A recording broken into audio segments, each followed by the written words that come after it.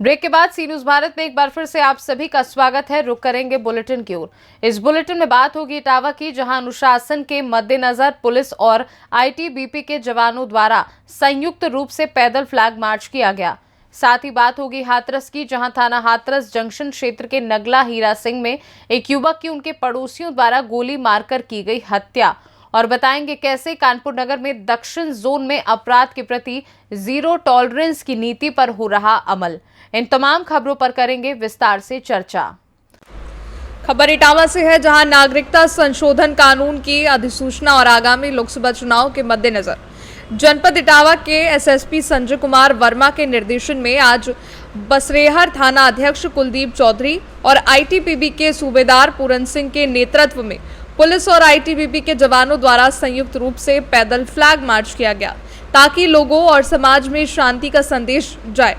वहीं डीजीपी उत्तर प्रदेश प्रशांत कुमार ने समूचे प्रदेश के पुलिस कप्तानों को पहले ही अलर्ट कर दिया है। बताते चले कि नागरिकता संशोधन कानून को लागू करने की अधिसूचना जारी होते ही थाना पुलिस ने हर गतिविधि पर नजर रखनी शुरू कर दी है।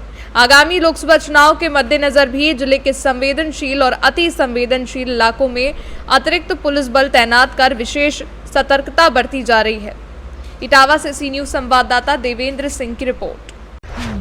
खबर हाथरस से है, जहां थाना हाथरस जंक्शन क्षेत्र के नगला हीरा सिंह में एक युवक राजीव की उनके पड़ोसियों द्वारा गोली मारकर हत्या कर दी गई। सूचना पर पुलिस अधीक्षक हाथरस और थाना हाथरस जंक्शन पुलिस पहुंची। फील्ड यूनिट टीम द्वारा मौके पर पहुंचकर घटनास्थल का निरीक्षण किया गया। वहीं पुलिस अधीक्षक हाथरस द्वारा हत्या की घटना को अंजाम देने वाले युवकों की गिरफ्तारी के लिए टीमों का गठन कर लिया गया है। आज लगभग 6:30 बजे थाना हाथरस जंक्शन को ये सूचना मिली कि नगला हीरा सिंह क्षेत्र के एक युवक जिनका नाम राजीव है, जिनकी उम्र लगभग 19 वर्ष है, जो कि कपड़ा फैक्ट्री में कपड़ा काटने काम करते हैं, उनको उनके ही पड़ोसी, जो कि उनके सजातीय भी, उनके पूर्व में परिचित भी हैं, गौरव, अभिषेक और सूरज, उनको उनके घर से बुला के ले गए और उनको यहाँ के पास में ही एक पंचायत का प्राथमिक विद्यालय है, वहाँ पे उनको गोली मार के उनकी हत्या कर दी। इसमें तत्काल ही पुलिस ने टीमें गठित कर दी हैं और जल्दी अभियुक्तों की गिरफ्तारी शुरू। हाथरस से सी न्यूज संवाददाता आनंद सिसोदिया की रिपोर्ट। खबर कानपुर नगर से है, जहां दक्षिण जोन में अपराध के प्रति जीरो टॉलरेंस की नीति पर हो रहा अमल। शातिर चेन लुटेरों के थाना गुजैनी पुलिस की हुई मुठभेड़, जवाबी कार्रवाई में शातिर लुटेरा हुआ जख्मी। आरोपित ने बीते दिनों लूट की घटना को दिया था अंजाम। मुठभेड़ में लुटेरा सत्या माया गुजैनी पुलिस की गिरफ्त में।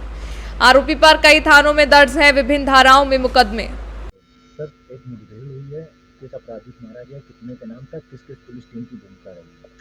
श्रीमान पुलिस आयुक्त महोदय कानपुर नगर के द्वारा अपराध और अपराधियों के प्रभावी अंकुश लगाने के दृष्टिकोण से आज दिनांक 14/15 की रात्रि को पुलिस के द्वारा सघन चेकिंग अभियान चलाया जा रहा था। एसओ गुजैनी नए फोर्स के पिपौरी बिजनू रोड है, वहाँ पे चेकिंग कर रहे थे।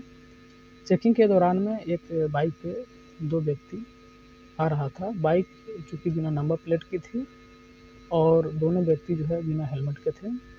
पुलिस के द्वारा उसे रोकने का प्रयास किया गया और उससे कहा गया कि रुको, अपनी तलाशी दो। पुलिस को देखकर वो व्यक्ति अपनी बाइक को पीछे करके जिस दिशा से आ रहा था उसी दिशा में भागने लगा। पुलिस ने उसका पीछा किया। पीछा करने के दौरान में पुलिस के ऊपर उसने के द्वारा जान से मारने के नीयत से फायरिंग करी गई। पुलिस की जवाबी कार्रवाई में उसे एक गोली लगी है। उसे चिकित्सा उपचार के लिए अस्पताल में ले जाया गया है। अस्पताल ले जाने के दौरान में पुलिस के द्वारा उससे जब पूछताछ की गई कि भागने का क्या कारण है, तुम क्यों भाग रहे थे, उसके द्वारा ये बातें बताई गई कि उसके द्वारा जनपद कानपुर में एवं आसपास के कई जनपदों में कई लूट की घटना, चेन स्नैचिंग, पर्स स्नैचिंग इत्यादि घटना को पारित किया गया है। उसके द्वारा उसका नाम पूछने पर उसने अपना नाम सत्यम तिवारी बताया और उसने ये भी स्वीकार किया कि हाल ही में थाना गुजैनी और बर्रा में जो चेन स्नैचिंग की घटनाएं हुई उसके द्वारा पारित की गई और उसके पास अवैध असलहे भी थे, जिसके कारण पुलिस को देखकर वो हक्का बक्का रह गया और परेशान हो गया और उस डर से वो भागने लगा और इस तरीके की घटना जो है कारित हुई है। अभी उसे अस्पताल में ले जाया गया है, उसका वहाँ पे इलाज कराया जा रहा है और जो भी जानकारी है उससे पूछताछ करके आगे की विस्तृत अपडेट आपको दिया जाए। सर, कितने असलहे बरामद हुए हैं और कोई पुलिस टीम का जख्मी हुआ कि नहीं? पुलिस के द्वारा जो है बेहतर तरीके से और सिखलाई की जो हमारी जो ट्रेनिंग होती है, सिखलाई के तरीके से पुलिस के द्वारा जो कार्रवाई की गई है पुलिस का हमारा कोई भी जवान इस पर जख्मी नहीं हुआ है और वहाँ से एक असलहा जो है हमें अभी बरामद हो गया है। कहाँ इसका बोल फरार रहे साथी इसका फरार साथी कहाँ का है? हाँ, पता चल पाया अभी? उसके द्वारा पूछने पे अपने साथी का नाम तो नहीं बताया है, लेकिन जो रात्रि का फायदा उठाकर एक साथी उसके फरार हो गए हैं। हमारी पुलिस की कई टीमें जो आला अधिकारी मौके पर मौजूद है और पूरे इलाके में, चूँकि इलाका सुनसान है, रात्रि का भी समय है, पुलिस के द्वारा जगह जगह पे कमिंग की जा रही है। जल्दी उसके दूसरा साथी उसे भी हमने गिरफ्तार कर लिया। कानपुर नगर से सी न्यूज संवाददाता आयुष मिश्रा की रिपोर्ट। खबर मोतिहारी से है, जहां पकड़ी दयाल अनुमंडल सभागार में एसडीओ अविनाश कुमार ने अनुमंडल स्तरीय पोषण पखवाड़ा अभियान को लेकर समन्वय समिति की बैठक का दीप प्रज्वलित कर शुभारंभ किया। बैठक में अनुमंडल के सभी बीडीओ, सीडीपीओ, बीपीआरओ, स्वास्थ्य प्रभारी, प्रखंड शिक्षा पदाधिकारी, महिला पर्यवेक्षिका के साथ 23 मार्च तक मनाए जा रहे हैं पोषण पखवाड़ा की सफलता के संबंध में विचार विमर्श किया गया। बैठक में एसडीओ ने पोषण अभियान के तहत पोषण भी, पढ़ाई भी, प्रारंभिक और स्थानीय आहार विविधता और आहार संबंधित व्यवहार का अभ्यास विषय पर चर्चा की गई। कहा कि छोटे बच्चे हमारे देश के भविष्य हैं, इनके जीवन के साथ खिलवाड़ नहीं करें। कुपोषण से मुक्ति दिलाने के लिए आप सभी लोग जनप्रतिनिधियों के साथ मिलकर जागरूकता अभियान चलाएं, ताकि सरकार द्वारा मिल रही पौष्टिक चीजों को बच्चों के पास सही वक्त पर पहुंचाया जा सके। वहीं एसडीओ ने बैठक में अनुपस्थित पदाधिकारियों पर कारण बताओ नोटिस भेजने के लिए निर्देश दिया। बैठक में उपस्थित सभी पदाधिकारियों ने कुपोषण को दूर करने के लिए एसडीओ अविनाश कुमार की अगुवाई में शपथ लिया और हस्ताक्षर अभियान के तहत अपना हस्ताक्षर दर्ज किया। वहीं एसडीओ ने सभी सीडीपीओ को निर्देशित किया कि सभी आंगनबाड़ी केंद्रों पर प्रत्येक महीने के अंत में शिक्षा समिति की बैठक अवश्य करवाएं। बैठक के उपरांत पंजी और फोटो कार्यालय में अवश्य मंगाई जाए। बैठक में बीडीओ अपूर्वा रानी, सीडीपीओ अंजना कुमारी, बीपीआरओ विकास कुमार, स्वास्थ्य प्रभारी शिवभूषण कुमार सहित अनुमंडल के सभी बीडीओ, सीडीपीओ, स्वास्थ्य प्रभारी, बीपीआरओ, प्रखंड शिक्षा पदाधिकारी, महिला पर्यवेक्षिका उपस्थित रहे। पोषण पखवाड़ा में क्या हुआ है? आज हम सभी ने आईसीडीएस डायरेक्टोरेट के आदेश के आलोक में हम लोगों ने परियोजना स्तरीय समन्वय समिति की बैठक आयोजित की है, जिसमें हम सभी ने सभी अनुमंडल स्तर के एवं प्रखंड स्तरीय सभी पदाधिकारियों की बैठक आयोजित की, जिसमें उनको पोषण पखवाड़ा आयोजित की जा रही है जो 9 तारीख से 23 तारीख तक, उसके बारे में उन्हें जागरूक किया गया और उसमें क्या क्या कार्य उनको किया जाना है इसके बारे में उन्हें निर्देशित किया गया है। इसके साथ ही यह आवश्यक है कि जो हमारे देश के भविष्य हमारे बच्चे हैं उनके पोषण, जिसके अंतर्गत मानसिक एवं शारीरिक ग्रोथ के लिए सभी विभागों को जो आपस में समन्वय स्थापित करके इसको सुनिश्चित कराना है, इसके लिए भी उनसे सेंसिटाइज किया गया है और मुझे आशा है कि सभी पदाधिकारी पोषण पखवाड़ा को सफल बनाने में अपना आवश्यक सहयोग देंगे। धन्यवाद। शपथ भी दिलाई गई है।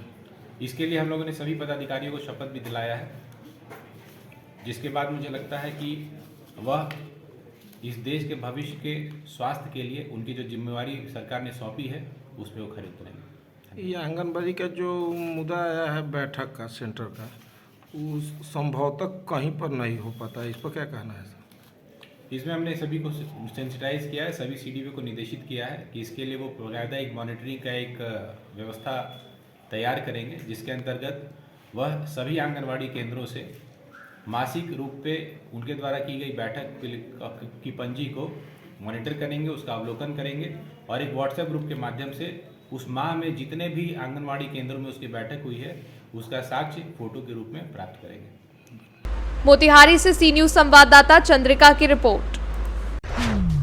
खबर शाहजहांपुर से है, जहां ब्लॉक मिर्जापुर की ग्राम पंचायत बरकी मई में लाभार्थियों का आरोप है कि दिव्यांग विधवा पर भी प्रधान अमरपाल को रहम नहीं आया। लाभार्थियों का आरोप है कि प्रधान द्वारा पीएम आवास योजना में पहली किश्त 40,000 रुपए की आई। फिंगरप्रिंट लेकर प्रधान द्वारा अवैध वसूली कर ली गई। लाभार्थियों ने विरोध किया तो प्रधान ने दूसरी किश्त सचिव से रुकवाने की धमकी दी। वहीं ग्रामवासियों ने उत्तर प्रदेश सरकार से उच्च अधिकारियों द्वारा जांच कराते हुए कठोर कार्यवाही की मांग की है। पति क्या नाम आपका? लज्जाराम। गांव कौन सा ये? पहला किस्त कितना रुपए मिला था? 40। दूसरा? 70। तीसरा? 10। प्रधान जी को खर्चा कुछ दिया था आवास बनवाने के नाम पे? कितना रुपए दिए थे? 40। 40 रुपए या 40,000? 40,000। 40,000। तो आपने कहा नहीं प्रधान जी 40,000 रुपये चला जाएगा तो आवास हमारा बन नहीं पाएगा। तब तो का तुम्हारा खर्चा दे हाँ, अब बाद गया तुम बनवाइयो। खर्चा 40,000 रुपये ले लेंगे। सरकार आपको आवास बनवाने के लिए देता है, खाते पर पैसा आपके आया, फिर क्यों दे दिए निकाल के? अब मांगा तो दे तो फिर क्या कर। अरे ये बात सत्य बोल रही हो, कोई दबाव तो नहीं सत्य बोल रही लगा, हो? सत्य प्रधान जी लगा। के सामने कह दोगी? आपका अंगद गाँव कौन सा है? बरकी में। पिताजी का क्या नाम है? लज्जाराम। ब्लॉक कौन सा लगता है? मिर्जापुर प्रधानमंत्री आवास योजना के तहत आवास आप एक नाम से है? जी। पहला किस्त कितना रुपए मिला? 40,000। दूसरा? 70। तीसरा? तीसरा अभी 10,000। प्रधान जी को कितना दिया? 40। कब दिया था ये? अभी डेट तो नहीं पता है। नहीं, पहले किस्त में दिया, दूसरे पहले किस्त? में। पहले किस्त में पूरा दे दिया था। ठीक है। तो आपने कहा नहीं प्रधान जी 40,000 रुपये चला जाएगा अपने तो 30 आवास पहले बन- दिया है। हाँ? अपने 30 दिया पहले हमने, उसका ब्याज भरा। ब्याज पे पैसा लेके दिया था, आवास आने से पहले दे दिए थे। जी। तो आपने कहा नहीं प्रधान जी 40,000 रुपये चला जाएगा आवास हाँ, बनने उन्होंने का? कहा कि हमारा जो है खर्चा पूरा नहीं होता, हम क्या हाँ? करें? ये कह रहा है कि हमें खर्चा पूरा नहीं होता, हम क्या करें कि हमें दूसरों को देना पड़ता है। प्रधान जी ने ये बोला था हाँ। आपसे। तो आवास ये कहाँ से बनवाओ, कैसे बनवाओगे? अपने 30 बनवाया, कुछ पैसा अपने 30 लगाया, कहाँ से पैसा लाए हो? भैंस बेच के। कितना भैंस बेच का? 2। भैंस बेच के आवास बन। शाहजहांपुर से सी न्यूज संवाददाता फसाद खान की रिपोर्ट। फिलहाल के लिए बुलेटिन में बस इतना ही। वक्त है एक छोटे से ब्रेक का। ब्रेक के उस पार हम आपको और भी तमाम बड़ी खबरों से करवाएंगे रूबरू।